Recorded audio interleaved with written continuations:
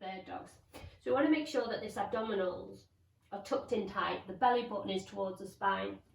Now what we're going to do is we're practicing with just pushing an arm away at first. Now we want to make sure our wrists are underneath our shoulders. So we're going to push away. Great. Now push with the heel.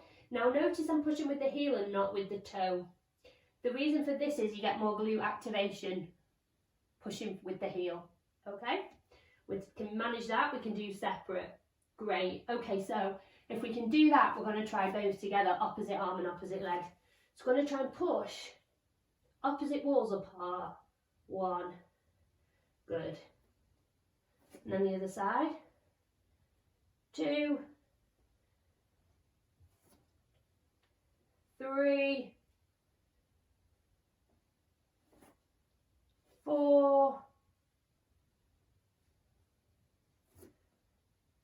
5. Good. Keep those tummy button tucked in.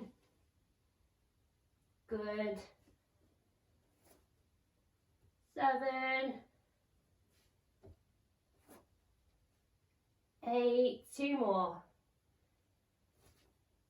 9. Push. And 10. There you go.